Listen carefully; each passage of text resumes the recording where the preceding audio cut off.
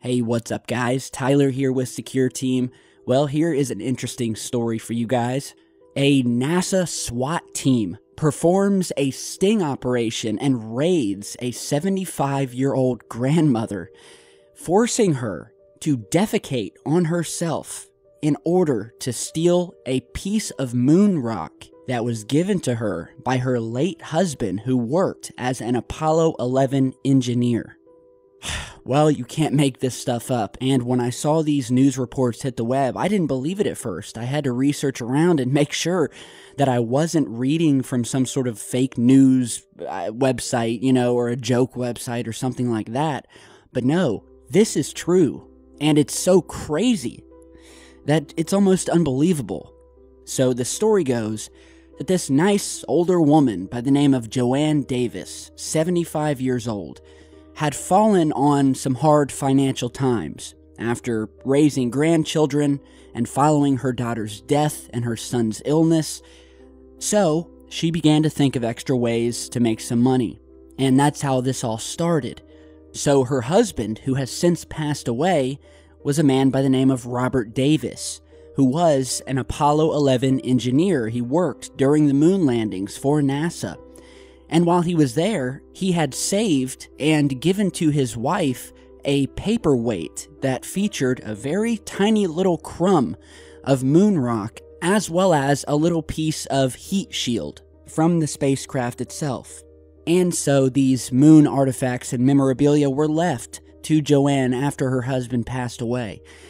And like many struggling and falling on hard times, she thought to herself, well, maybe I can find someone who would appreciate this moon rock and this little piece of heat shield, and I can maybe earn a little bit of money for it. So she asked around, trying to see if anybody would be interested, and she didn't really get much reply. She contacted local auction houses, and even they weren't really interested, which is strange to me. But being a normal person with common sense, she decided, well, I'll call NASA, I'll get in touch with them, and I'll see if they might know of anybody who would like to buy the pieces. And so, unfortunately, that turned out to be the biggest mistake that she could have made. So when NASA found out that she was trying to sell what she described as, quote, 2 rare Apollo 11 space artifacts, her innocent little email produced a, quote, wholly unanticipated result when it arrived in the NASA bureaucracy.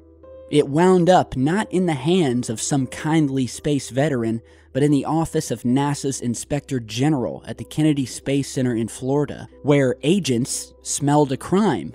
And instead of investigating and simply emailing Joanne back and telling her that it was illegal to sell moon rocks, which she didn't know, and I didn't know, and everyone I've spoke to didn't know that it was illegal to sell moon rocks, but apparently it is. So instead of telling her that, NASA set up an elaborate sting operation to nail this poor old woman, who in their eyes was some sort of elderly international moon rock smuggler, the elderly queen of the moon rock underworld. And so they went along with her. And she was excited that she was finally going to get some financial relief. And so when she and her new husband went to a local Denny's restaurant, she was met by a host of federal agents and police officers who forcibly restrained her and her husband, treating them as if they were some sort of Mexican cartel leader that had just been captured. This is a 75-year-old woman we're talking about here, who, by the way, lost control of her bladder during the fray, and so was humiliated further. She was forced to stand in the parking lot of the restaurant, pants soaked, and made to answer questions by the federal agents about this tiny little rice-sized piece of the moon. According to Joanne, the agents kept saying, quote, "You will be going to federal court. You will be going to federal jail."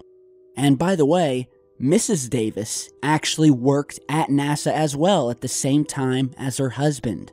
And so here she is, 50 years later, being manhandled by the goons of the same organization that she worked for because someone on the inside made a mistake and wanted that moon rock back. And according to their lawyer, NASA, quote, did it in a way that would humiliate her. So the authorities made a case against this poor old woman. Finally, though, prosecutors dropped the case, likely realizing how incompetent they were, and hopefully were full of shame for what they did to this poor woman. And now it seems the tables are turning because she is suing for what was done to her, taking on some of the agents and claiming that her hours-long detention violated her constitutional right regarding unreasonable seizure. She is suing one of the agents who, quote, had no law enforcement interest in detaining Davis for 2 hours while she stood wearing urine-soaked pants in a restaurant parking lot during the lunch rush. So embarrassing, guys, wow. And to top it all off, Miss Davis's son apparently died just 7 months after the incident.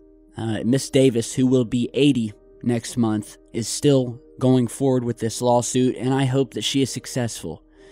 She says that she would like to build a picnic area at Whitefish Lake in Montana as a memorial to both her son and her daughter. And, you know, I can only say that once again, NASA never fails to surprise me. And, yeah, this just goes to show the true nature of these space agencies. You think they're all kitty cats and nice public figures and handshakes and putting a flag on the moon. No. These guys are thugs. These guys cover up stuff. These guys lie. These guys have been fighting with channels like ours for years, and apparently these guys like to perform raids on 75-year-old women in the middle of busy restaurant parking lots. So you guys can check out the links to this story down below, and we'll let the disgust begin. All right, so let me know what you think.